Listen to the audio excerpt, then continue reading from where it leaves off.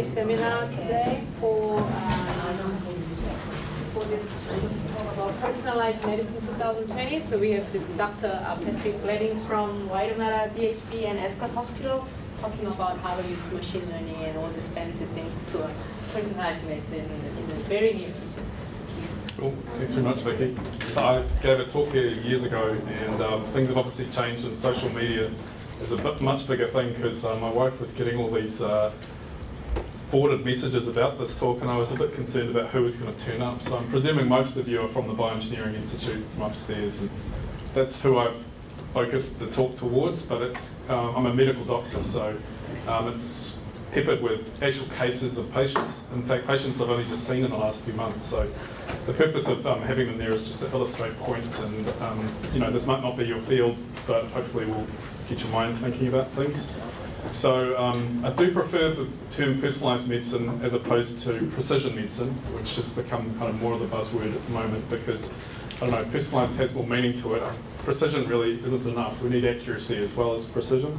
But the focus or the real key point of the personalised medicine is the person, of course, and that the medicine is delivered in a personal way. So what's more meaningful to you than to the person next to you, and not just some general statement. So there are a whole bunch of things that make up personalised medicine, so it's a pretty broad field to get your head around, but these are just some of the things that are important in it. And they are genomics, which is the study of the 22,000 genes or so, proteomics, which is kind of an unfathomable depth of 500,000 proteins that fold different ways, metabolomics, supposedly around 40,000 metabolites. There's big data, information technology, how you manage that data, store it, move it around. AI, I used to talk about a long time ago, and I guess it's in different terms, machine learning, but now it's really in the layperson's press, so much more tangible. Supercomputing, or the availability of high-performance computing, imaging, which is what I do, so I'm an imaging cardiologist. Nanotechnology, which we're just seeing emerging in different places in medicine, and then sensors, which are really, really cool, getting smaller and getting more powerful. And then there's a super convergence of all these things going on. And why is this happening? Well, a number of factors have occurred. So, as I mentioned, computing power has grown exponentially, and that's mainly because of graphic processing units and now tensor processing units, TPUs, which are now housed in these big data warehouse centers that provide us with huge amounts of computing power. But the cost of getting information is also dropping. So genomic information, probably the most common medical big data set, is dropping faster than Moore's law in terms of its cost. And it now costs more to actually get an ultrasound than it does to get a sequence of data, genomic data. And the number of people who've been sequenced is also going up exponentially. So that's what's shown on that bottom right there. And it's important to realise that medicine is a data-driven environment. So this is an intensive care, a typical kind of ICU snapshot of about a zillion things happening all at once. And we can't possibly comprehend and digest all at once. So really there's a need to distill it down into a simpler format. And artificial intelligence promises to do that for us, but it's really at its nascency. So the fundamental underlying process that people think about when they talk about AI is a neural network, and these have become vastly more complex with deep learning, which has these multiple layers of abstraction, with the only difficulty for us as clinicians in that we don't actually know what these things are doing. So I think the transparency of them is one of the big barriers to our adoption of them if you're working in that field. So here's a case of a woman I saw in December, and this is the first instance where AI would have made a difference to her situation. So she's 64. She presented in March of last year with rapid atrial fibrillation and heart failure. She was rate controlled and anticoagulated, which is what we normally do. She had a chest x-ray which was reported by two people, a radiologist and a radiology registrar, as mild pulmonary edema, and she had an echocardiogram which said she had a normal heart. But she came to see me in clinic 9 months after that presentation looking for a cardiovascular risk assessment. So that's her chest x-ray that was done in March of last year, which was considered to be showing pulmonary edema, and there's some vascular changes here and some bulkiness here just of the pulmonary vasculature, which is consistent with that. As part of her workup, I ordered coronary calcium score, which is a simple CT scan that actually gives you a lot of information about calcium deposits in the coronary arteries. But incidentally, there was this found on the scan, which is a speculated lung mass. And in fact, she's got stage 3B lung cancer, which unfortunately, as you may know, is the one step beyond where it's operable because it's gone to the lymph nodes of the mediastinum. And on taking this image just on the left there, just the JPEG of it, not the DICOM, and uploading it to a free open cloud server, an AI recognised the fact that she had this lung cancer 9 months before with about 83% certainty, which is kind of extraordinary. The other thing that's happened, apart from all this high computing power, is the availability of data. And I know a number of you are probably involved in UK Biobank, which is one of the most impressive big data projects of our time, where 500,000 people from the UK had themselves scanned from almost head to foot, had blood taken, did questionnaires, dietary surveys, etc. And until recently, all of the genomic data, which is something like 16 or 20 terabytes of data from these gene chips, has been available on all of these people to any bona fide researcher. And now in the last few months, some of the exome data has become available on them as well. And I think in the next year, the whole genome data is also going to be available. So I'm going to move into the first disease. I'm going to go through different diseases and then some different technologies. And the first disease state where genomics and AI and wearables is all sort of converging into one is atrial fibrillation. So a really common disorder that affects 40% of the population. We've learned from genome-wide association studies that there are some new biological pathways that we didn't realise were important in atrial fibrillation. And we've also discovered that atrial fibrillation is really hereditary. So this is how a genome-wide association study works. Basically, patients with a disease are compared to controls, and then different points in these gene chip arrays are analysed or compared with each other, and there's a threshold for significance and a very high p-value. So that's an example of this here. It's a Manhattan plot, which is to look like a cityscape. And this one signal here, which is really strong and above the point of significance, is for PITX2, which is the most important gene in virtually the most important gene in common atrial fibrillation. So this is a single nucleotide polymorphism at this position, RS2200733. And what it does is it encodes for a gene that's involved with the embryological formation of the left atrium, and is involved in fact with certain congenital disorders such as atrial isomerism, but also the formation of the pulmonary vein sleeve. So we know now that a lot of atrial fibrillation is triggered by extra atrial beats that come from the pulmonary vein. Our electrophysiologists burn around the origin of the pulmonary vein to prevent those extra beats from getting into the left atrium and causing AF. And in fact now this gene is completely consistent with that story that atrial fibrillation emanates mostly from the pulmonary vein. So there are sort of two ends of the spectrum. There's families where you have lots of family members who have atrial fibrillation, and they're often caused by very rare mutations that even are quite personal to a family. And then you have common atrial fibrillation, which is seen more often in the population, which is caused by genes such as PITX2. So familial AF, like a lot of these familial rare diseases, you have to use sequencing, next generation sequencing, to pick up the mutations, whereas for common diseases, we're looking at a variety of different SNPs across these genome arrays. So here's our case, a 60-year-old man with atrial fibrillation, type 2 diabetes and hypertension. He's also got dyslipidemia and he's fairly heavy, but he's quite tall. He saw me when he was going for a DC cardioversion. That's when I first met him. And he had had an echocardiogram, I think just before that, which showed that his ejection fraction was 50 to 55%. But he was in AF at the time. His left atrium was slightly dilated, but not too bad. And he owns a cardio monitor and a blood pressure monitor. So he underwent a genetic test, which involves a variety of different SNPs. And when you sum 6 of these SNPs together, you can see here, this is him compared to, say, a reference person, that he's got a nearly 6-fold lifetime risk of atrial fibrillation. So he was essentially almost born to develop atrial fibrillation. But it was the environmental risk factors, his height and weight, and other things that triggered it. We've used machine learning in this circumstance to try and work out who is more likely to develop atrial fibrillation after DC cardioversion.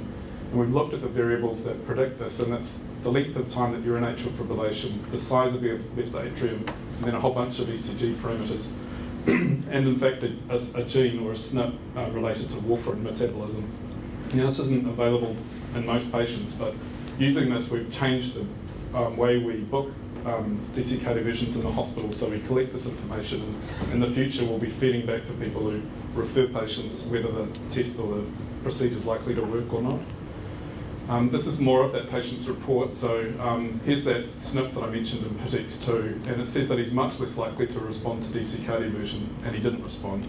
He's also much less likely to respond to ablation, which is a $40,000 procedure.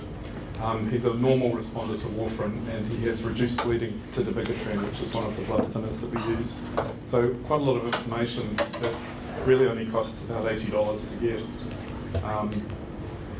The idea is really that we try and use this information to prevent disease before it's got to the irreversible stage, and I think medicine's mainly at this end of the spectrum here, whereas we want to be more here, where you can kind of intervene early and prevent people from having recurrent events and being in persistent problems like chronic atrial fibrillation.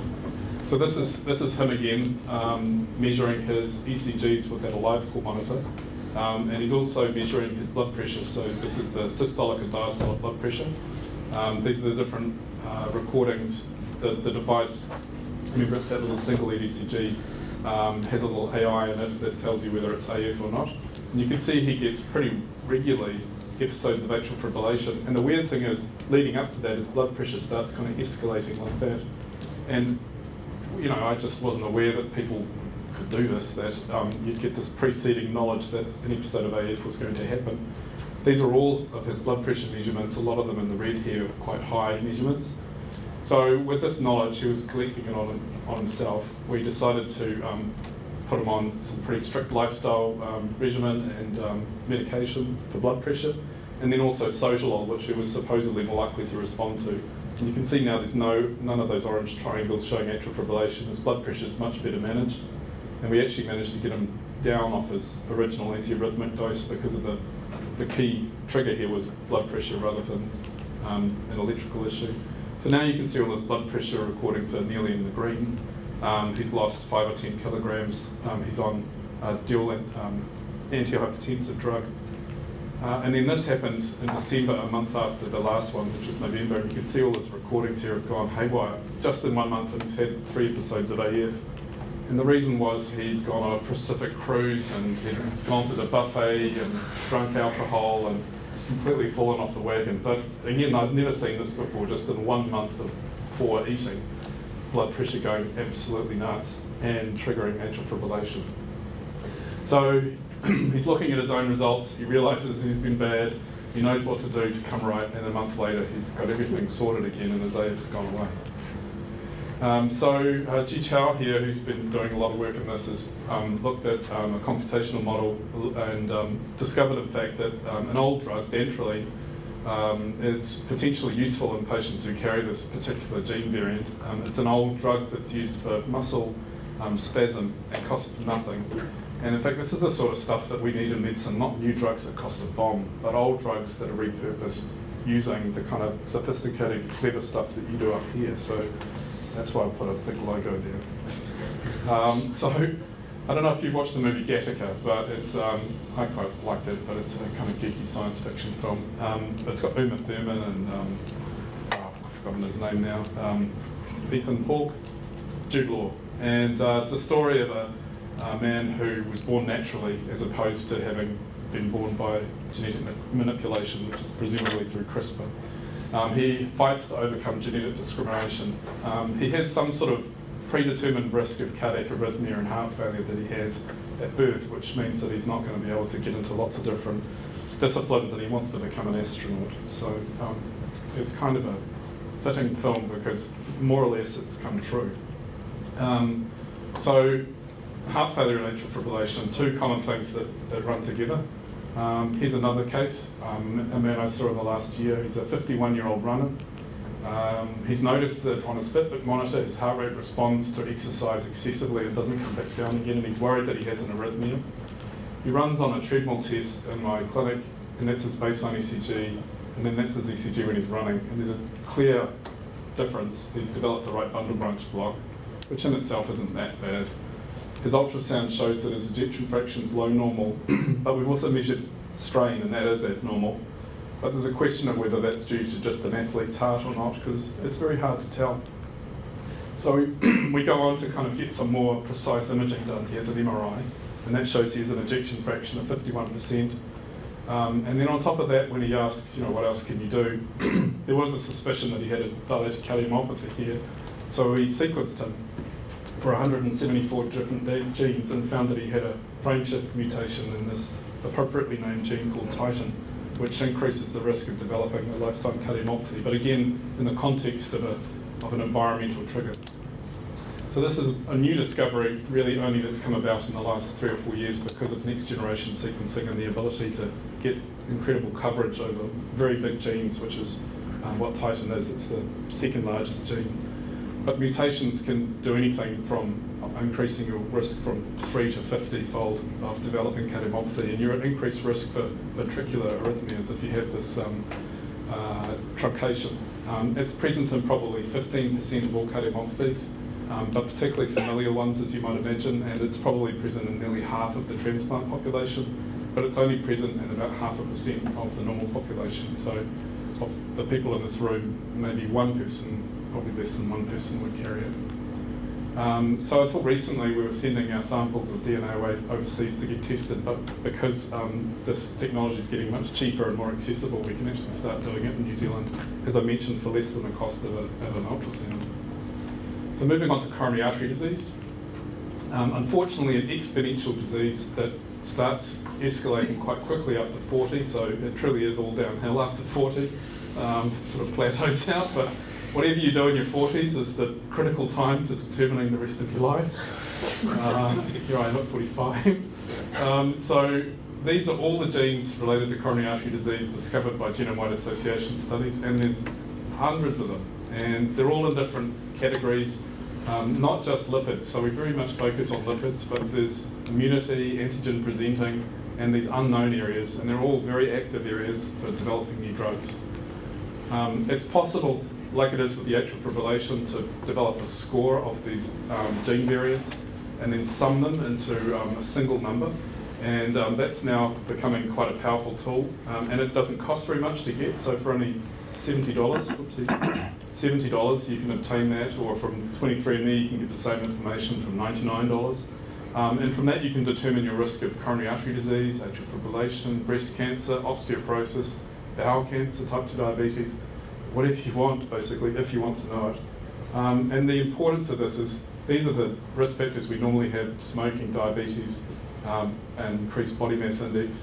And if you include a genetic component, which is this meta-GRS, and then include the lifestyle things, you get this incredible increase in accuracy, still not super good, but above what we normally do get from traditional risk factors. If you sequence someone, you get even more information. You get all those rare variants. So familial hypercholesterolemia is probably one of the most common rare diseases, and we didn't know how common that was until healthcare systems like Geisinger started sequencing their patients, and they've sequenced nearly 200,000, so 500,000 in UK Biobank and 200,000 in Geisinger, but it's present in about 1 in 250 people. You can pick it up with just a cholesterol test, but the scary thing is, even though we've got simple cholesterol tests, only 10% of people actually get diagnosed with the condition, and probably less than half get appropriate treatment. So that's only 5% of all those with it actually get treated properly. So when I go into coronary care and I look at patients, I'm often not thinking about all these things because there's too much other stuff going on. But if you took 100 people, so this is from Harvard Group's work, I've stolen one of these slides, but if you took 100 people, 2 of them would have familial hypercholesterolemia and have a 3-fold risk of coronary artery disease.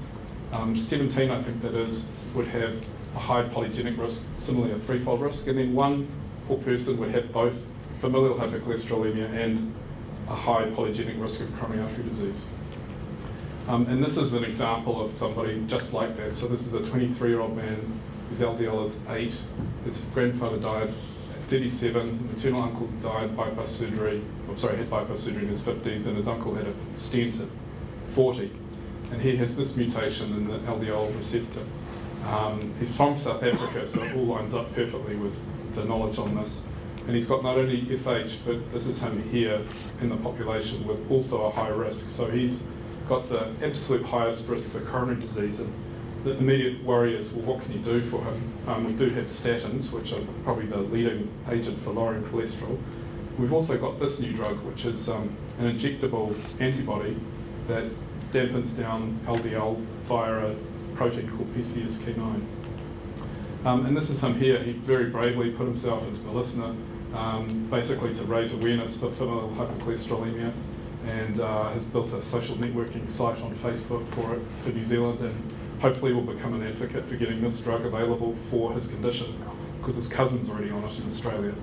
The problem is this drug costs $10,000 a year, and this is just typical of where we are now with medicine, the survival of the richest, unfortunately, which is just appalling.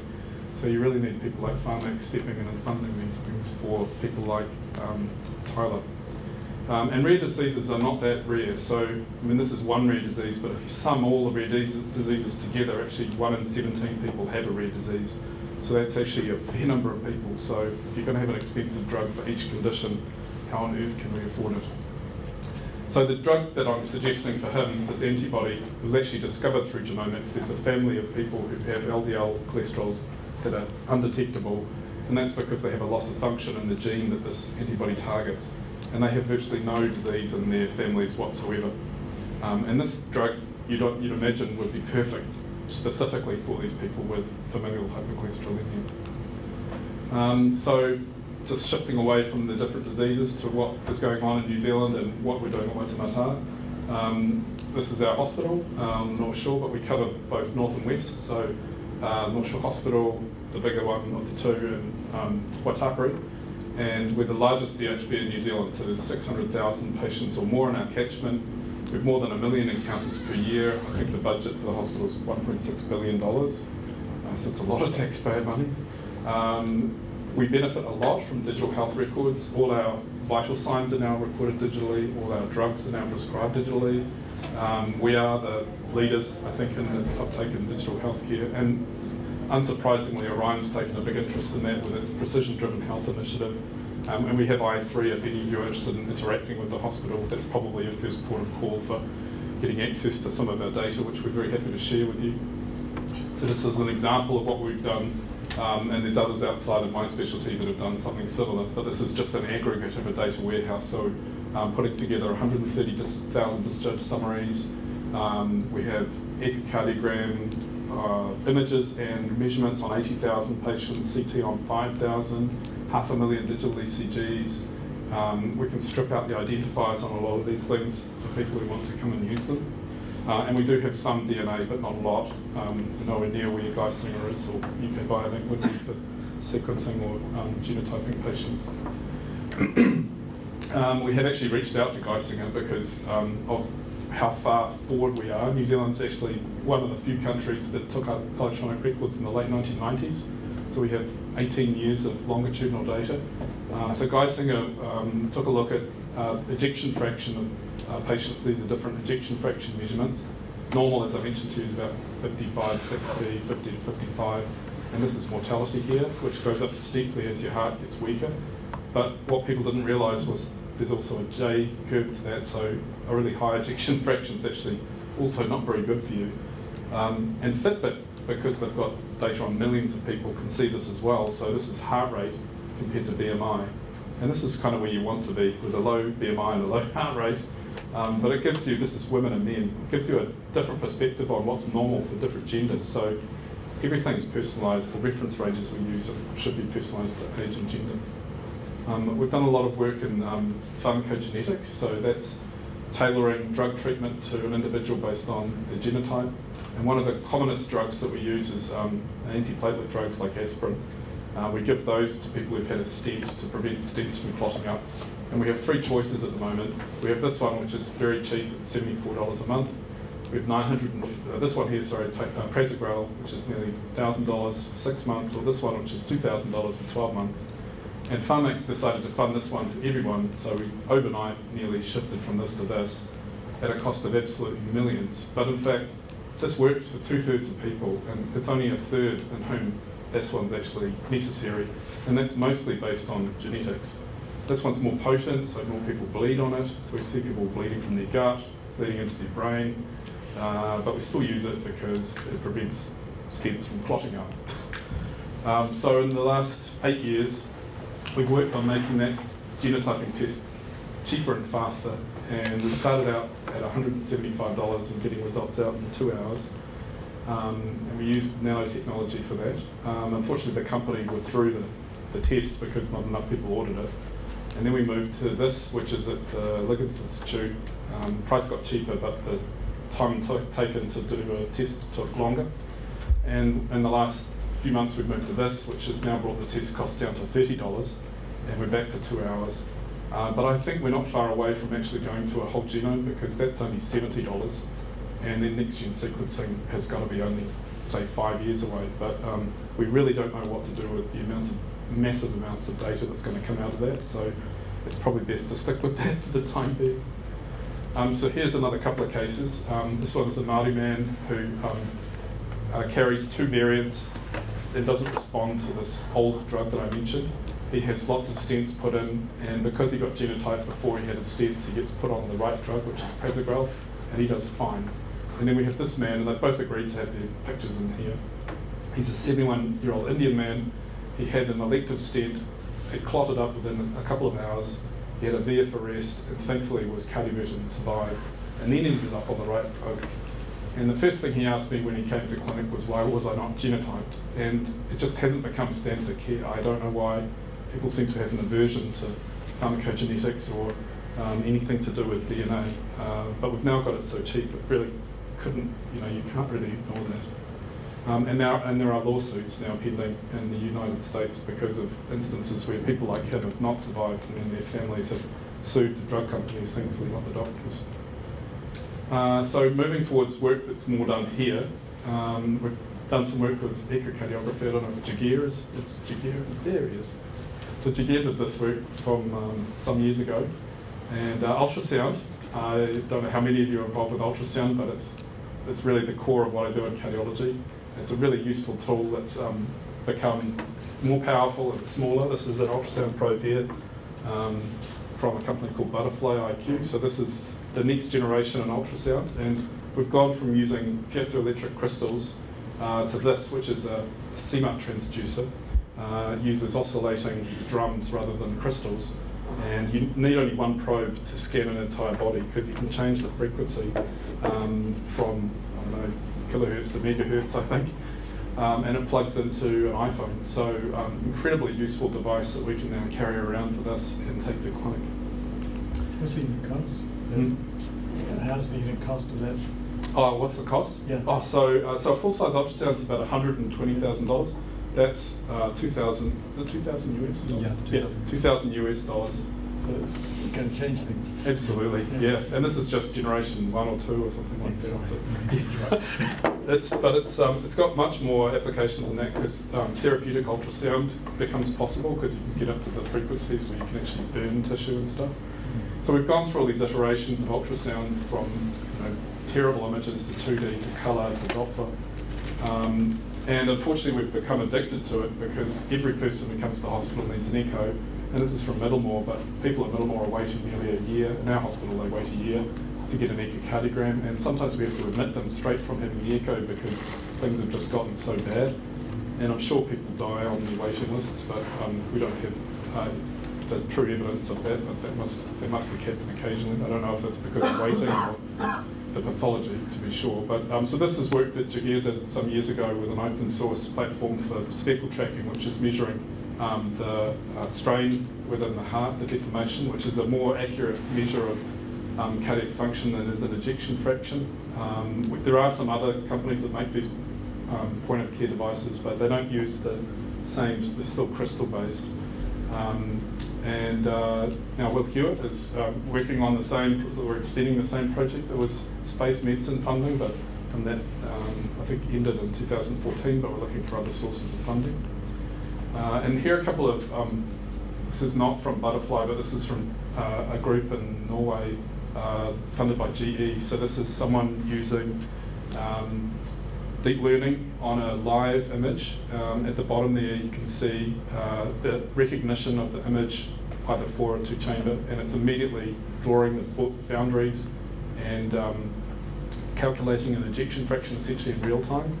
Same guy down here working on deep learning image identification of nerves and arteries straight from an image taken. I don't know if I could get the bottom one to run again, but it's pretty neat what you can do in real time. So these are the nerves and blood vessels highlighted in different colours, and they move in the image as he's pressing that on his own arm, which should be fantastic for us in terms of cannulating patients. But just the power of this deep learning technology. So this is from Butterfly. So Butterfly have two things in their pipeline. They've got augmented reality probe manipulation, so they claim, through the phone, and estimations of ejection fraction from the heart as well. So we haven't actually seen this working, so these might just be mock-ups of nothing, but even still, the concept's incredible. We've done a lot of work in ECGs, and that's been really useful because they're a really simple thing that are easily obtainable. And ECG, similar to Echo, has gone through multiple iterations of development. It started as this, with someone standing or sitting next to a great big machine. You certainly couldn't like that around, with great big pools of icy, salty water, to this. But similar to ultrasound, it's miniaturized, it's gone wireless. You can do it through the cloud, and then we've got pattern recognition technologies to aid us. We've also got smaller devices, so this is sort of mixed feelings about this. I think this is great, this device, but I'm not so keen on the Apple Watch. But the Apple Watch next generation 4 is going to have a single ECG built into it, so you just touch the side here and you can get an ECG that tells you whether you're in atrial fibrillation or not.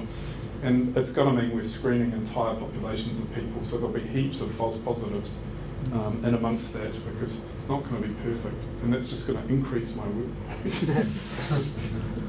Just about me. ECGs have been used in the NHS through various pathways to get access to an echocardiogram, because of course people are waiting a year for that. Is it possible for a person to see cardiomyopathy and LV dysfunction on a ECG? To a degree, yes. We can detect abnormalities pretty well with about 90% sensitivity, but specificity, we don't recognise health very well. So these are GPs, experienced GPs who've looked at these different ECGs of people who've come in with cardiomyopathy.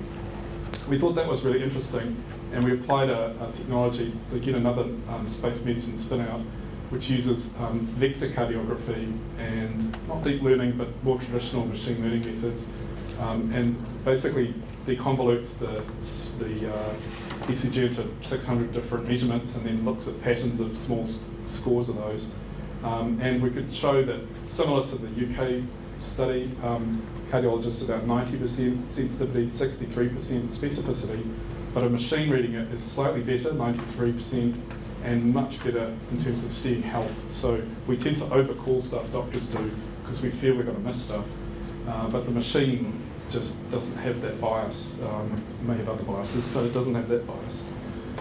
So here's another patient. This is a 43-year-old man who had a blood pressure of 240 on 110, and it's very high. And he came to hospital not feeling very well, as you might imagine. And his ECG is this, and I've shown this to many people, and they say, oh, tachycardic, and he's got some ventricular ectopy and poor airway progression. It took him a week to get his echo, which showed his ejection fraction was 35%, so half what it should be, and his heart is terribly dilated at 7 centimetres. And this is how you visualise his ECG in a different way. So this is his first ECG here, close to this sphere or planetoid, which is a pattern of non-ischemic cardiomyopathy. This is health here. And over 3 ECGs, as he gets treated, you can actually see the pattern of his ECG going from bad to better. So you can actually not only make a diagnosis, but monitor people over time with the pattern of a really simple tool of just an ECG. This is another ECG. This is a much sadder story. This is a patient I had some interaction with. He's a when I saw him, he was 16 years old and had palpitations and been drinking quite a lot of caffeine. He'd stopped drinking the caffeine and his palpitations had gone away, and he'd had all the traditional workup, but then was discharged. And then finally, unfortunately, at 20, died suddenly at home. And what the AI, if you want to call it that, saw in him was hypertrophic cardiomyopathy, and even more specifically said he had a mutation in myosin 7 gene. So he had a 99% likelihood of having hypertrophic cardiomyopathy based on that ECG. This one's also very scary. This is a woman I saw last week actually in clinic. And on the 15th of last month in the morning, her heart stopped in bed. Her husband resuscitated, her partner resuscitated her, and she survived. Her ECG shows these extra ventricular beats. Her QT interval on this was a bit long, 478, but on others it's 464, so that's not actually what it was when we first saw her. 464 is not a long QT interval. But her brother, in fact, died at the age of 17 in London in a hotel near Heathrow, and his autopsy showed that he had an occlusion of his LAD, which seemed weird for a 17-year-old to have coronary artery disease. And we suspect he actually had long QT syndrome, because that's what her ECG suggested she had. And again, just like the last one, it said that she probably had long QT too, with about a 97% probability. So in retrospect, this is pretty powerful stuff. Medically, pretty implosive as well, like that chest X-ray I mentioned before. So I think what we need to do is more of this, which is aggregating all of the data we have and making it available for people like yourselves to come and access. Because as clinicians, we just don't have time. But I know the tools are ready and ripe to apply to the data. And I'm sure that we can do better than what we're doing with using patterns rather than single features to predict disease and outcomes. And we have this deep learning tool. You know, you could apply a virtuous circle, basically implementing something into care and having it learn in real time as you move along. We've done some work with integrating everything. So this is genomic, ECG, echo data, and basically how this all correlates and connects together. And apart from the fact that it looks cool, well, it just looks cool really. I don't know if it actually tells you anything. It's very colourful. But, I'm always impressed by the images that come out of the ABI. They're just so beautiful. They're contracting hearts. So Peter and I have talked about biophysical modelling versus data-driven approaches a lot, particularly with Phillips, who were going to fund a PhD here and then decided not to. And I don't know, this is just me throwing things out of the air as to what I think what you do is useful in doing. And I think it's really good for image processing, view classification, segmentation and analysis. I know you've done a lot of work in MRI on that. Our data, our hospital data is full of holes because we forget to measure stuff, we don't have time. So I think what you're really good at doing is imputing missing values or things that aren't measured, like measuring strain when we haven't measured it, or estimating a pressure in something that hasn't been measured with a catheter. I think that allows us to predict things that a person can't, and that's really what machine learning is going to be good for, predicting the biological age of someone or the likelihood of them coming back to hospital with heart failure. There is some prediction of response to drug therapy, and we saw that with the atrial fibrillation and the dantrolene, which is really cool. And the last thing I think that's really missing with the current state of affairs with machine learning is causality. So we have all these great models to predict stuff, but we don't know why they're doing that, or what that means, or whether it actually can be changed or change the patient's care. And this is the best example I could think of that would demonstrate this and make you all reassured that your jobs are safe, because machines aren't going to take over the world in a hurry. So this is my daughter here, one of my children, about to blow out candles on her cake, I think last year. And this is the best that Google can do for image recognition. So it says there's cake, food, dessert, it's a birthday. I thought that was all pretty cool, blah, blah, blah, blah. Then it did the recognition of the face, and it thought that she was surprised, but of course the context is that she's blowing out the candles, so you obviously concluded that and didn't think that she was surprised that she'd seen the cake. But if you look at something different, like a cartoon, and ask the machine to interpret a cartoon, it's hopeless, it can't do it. So this is one of my kids' books about Goldilocks, but it's a variation on the story where Goldilocks is bad. And here she is in swing, or just at the end of a swing, and there's a pool of water and cats. And you know what's going to happen. You know, gravity's going to go pull her down. The trajectory's just right. She's done it to get the cats wet, and the cats hate water. And this is all a machine could do. So it's that contextualizing of an image that the human mind does so well that is way beyond what a machine could do. And I think our jobs are safe. So what we want to do next is to try and implement some of this into an actual clinic. And we're working towards doing that where the patient actually would get, to them it would seem like the same thing that they'd normally be getting. They'd be getting an ECG, but a bit longer. They'd be getting an echo, but a bit shorter. And it's all going to be the data collected in a way that's going to be suitable for machine learning. And hopefully eventually we deliver results in real time. And the patient comes in and gets all of that done in one sitting rather than coming back repeatedly time after time, which is what makes our system so inefficient. And this is done in partnership with the PDH, who are going to be looking at the triaged referrals, the electronic referrals that come in. And I think the ABI is going to be pretty heavily involved with the echo side of it and the ECG side of it. And we've got to collect some blood, so might as well get some DNA when we're doing that. But again, anyone's welcome to be participating in this, and I can see it as a sandbox for testing out new things, maybe some new wearables or whatever comes along, whatever you guys invent.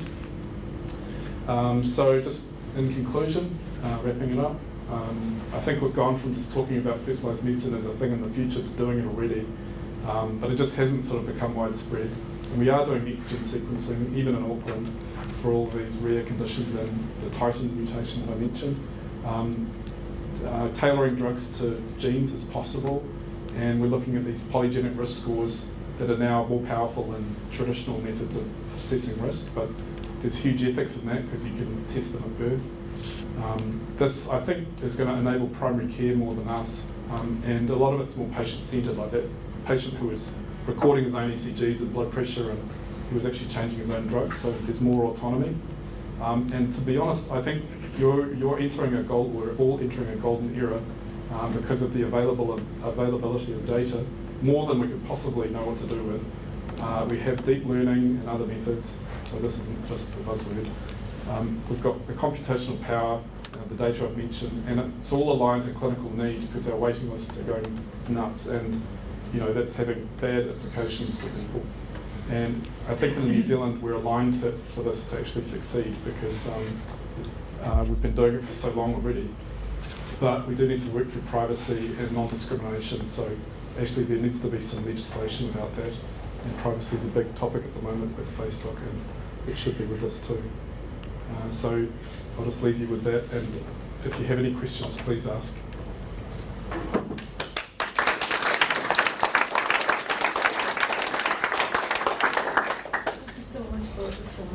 Today. Any questions? Patrick, it's a really, really nice talk, and enjoyed it. I just wanted to really interested in the sensors, and I think everything you're saying is clearly going to happen. My only worry is it's a question of equity, and you may have talked about this before, but you were saying that a real problem in the East Coast of New Zealand is that people with AF are never diagnosed because they never go to the doctor. Yeah. And they die of stroke. Yeah. And yet access to relatively cheap sensor technology could make a huge difference. Do you see that? I mean, this is a different and a much more simple thing. Do you see that as a potential? Yeah, that first patient, he had that live call monitor, which is only $100. The hospitals have been really slow to adopt that, but I guess they're worried that it'll just go out the door and you'll never see it again. But there's definite potential. I know some general practices started using those. Yeah. I guess the only worry is once you've found, anticoagulation is also not that expensive, so that's the first thing. But you can't apply ablation to all these people, and there's other things that they potentially may or may not be suitable for. But I think access to healthcare is really going to change with cheap sensors. Yeah. Could I ask you about the inherited diseases which you spoke of? Yep. It seems to me that what you're doing there really is just either identifying or confirming a genetic That's right. mutation or a SNP or whatever. Yep. But Patrick, what do you think can be done about this? Yeah. Because you went on to show examples which were not inherited, but you were using AI in order to inform best treatment policy. But what can we do about those more complicated? Yeah, so for long QT, so the woman that I mentioned, her ECG was actually done and analysed before she had a cardiac arrest. So at the time, it was that part of the report was a research tool. So I referred her the right way, but she didn't get sequenced or tested because she didn't have any of the traditional signs of long QT. But had that been picked up earlier, she would have been on a beta blocker and had an ICD implanted, and that would have prevented her arrest. Maybe she wouldn't have had the ICD, but she definitely would have got a beta blocker. For the patient with familial hypercholesterolemia, the PCSK9, the injectable monoclonal antibody, expensive as it is, would get funded, I think, for specific people. But there are a whole range of diseases that we don't have treatments for, hypertrophic cardiomyopathy. You can at least screen families though, so most of the indications for gene testing are for family screening, for cascade screening and picking up that disease early. And that's got its own utility in terms of preventing sudden death and other interventions. But is there any activity going around of AI to try and guide best therapy approaches in conditions of familial disease? Yeah, definitely. It's used throughout the whole cascade, so in terms of identifying whether a mutation is a pathogenic one or not, people are using machine learning for that aspect of it. I'm not aware of any clinical trials where it's being used, but drug development's using AI to, I guess, in structural chemistry, using it for that. And then there's CRISPR, so CRISPR gene editing. In China, we heard that some gene edited babies occurred in the last little while. Apparently there's another pregnancy which might be for that PCSK9 gene, terrifying as that sounds, but there are gene therapies that are being developed for the liver where you can alter liver metabolism and gene edit the liver. So I think there's a couple of FDA approved uses for gene editing, I think for eye disease or gene therapies for eye disease. And getting back to Bruce's comment about health equity distribution, I mean, getting low-cost sensors out into rural communities, East Cape, etc., is good, but don't we also need to have centralised AI that's taking the data automatically from those sensors? At the moment, you've got it in your DHB. How does the Gisborne DHB access that? And that's surely part of the... Yeah, it is. So with the ECG stuff, the hospital hasn't actually implemented this, but I figured it was possible to do it in a private clinic, so I set up a private clinic to do it, and we just sync the data to Dropbox. It's all secure, and then it gets read by someone else. There's a bit of human intelligence involved, and then the report comes back the next day. So easily, could be distributed to more remote locations. But there is information overload. I'm absolutely overwhelmed with stuff, and I'd much prefer it if something else took on the role of screening to pick up just the stuff that's important, and then I was involved. I'm in telemedicine. I could probably be involved remotely somehow through that. Actually, really nice talk. Thanks. You mentioned about the genetic test. You also mentioned on the case you saw the hypertension linked to really close to the AF outside. Like a clinical management, as we have really complex disease associated with diabetes, hypertension, obesity, all these things. Do you reckon how you can manage them? Put into kind of how what's the effective clinical management way to deal with patients? Yeah, well, I mean, we know that lifestyle diseases trigger atrial fibrillation, but until recently, ablation, the things in cardiology that get the most news are drugs and procedures, and they both cost a lot of money, and the simpler things don't always sort of bubble to the top, like discussing someone's lifestyle choices with them and taking them through an exercise or a dietary program. And ablation costs a huge amount of money, it's a good treatment, but for a certain percentage of people. And if you're overweight and your blood pressure's up, it's much less likely to work. So you'd be much better off sorting people better than we would be to get those more expensive things, and managing the underlying causes. Like for him, it was hypertension. You mentioned relative cost of quite a number of different procedures, and I just wonder what protocols you use for calculating that. I mean, for example, I was surprised how much ultrasound your figure was. I can't remember what it Yeah, was 100, now. 120. Actually, that might be a bit low for a full-size machine. That's a laptop machine. But how are you calculating the cost of the procedure? Are you taking into account Right. So the depreciated cost of the equipment, the time of the physician or the school technician, etc.? yeah, basically, I'm transplanting private practice costs, which are much higher than a public hospital. That's a dangerous way of doing it. But it is 40,000 for a ablation in private. I believe it's about 17 in public. But yeah, but do you there's have a access nebulous to? figures. I mean, I know in a field, I know a little bit about vaccines, for example. Outfits will take on health economists who'll do a seriously detailed analysis as to what the true cost benefit ratios are of these things. People just haven't done It that. may be cardiologists need to travel around the Hurricane Gulf in a keelboat or whatever in private practice, but I'm not sure that necessarily reflects the true cost of a relatively simple, long-standing ultrasound-based routine. Personally, I don't think so either. I think a cardiac ultrasound should probably only cost about $200, but it's charged at about $650 or so in the private sector. Well, the business principle is you charge just below the threshold of pain. Yeah. But if you go to say a DNA sequencing situation, in the situation where the cost of the interpretation is probably significantly in advance of the cost of getting the sequence in terms of operator time and so forth. So I just wonder whether, if you're thinking about what you do in a second world country like New Zealand with a limited health budget, there are all sorts of things one can do, but how does one most effectively spend the money we have? I think it's in the simplest things that we do. I don't think we should be investing in the expensive stuff anymore. We should be focusing on making better use of what we've already got. And most of these things are used upstream or rurally, remotely. And if you can make better decisions in the community or upstream before you do the downstream stuff, all that downstream stuff still needs to happen.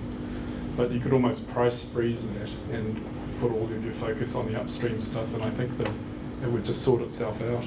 It's a different way of looking at efficiency, but that's a personal view. I might be wrong. Are we in a position where we probably don't have any choice because the rate at which the acceleration cost in the system is, I think, driven by business models from offshore providers, not by the local doctors. That's going to overwhelm our budget, isn't it? We have to actually intervene early to make it work. I mean, America is the place where everyone takes the facts, but their healthcare system is just crazily expensive and not very good. I know the outcomes and mortality results are not very good compared to ours at all. But we could still do better. I mean, there's some people who probably don't get the treatment they should be getting, and it's a whole bunch of reasons: access, inequities, all sorts of reasons. I understand that some of the DHBs haven't adopted electronic health records as such, and I understand Waitemata has done that. I was just curious, is it in the pipeline that all the DHBs can convert to a standardized electronic health record so we can analyze the entire population of New Zealand at a time? I don't know how disparate it is, and I thought most were on electronic health records. And I figured Orion was pretty involved with most hospitals, but I might be wrong. Okay. I'm just aware that the transfer of data between the DHBs is It has been poor, but it's getting better. I mean, I can only speak for Auckland because I know it, but it used to be a day where I couldn't, there was a day where I couldn't even see the results from Auckland from patients. And, it can actually affect someone's life if you don't have all the information. But now you can see most stuff. There's some privacy issues still though with doing that. Good questions. Thank you very much.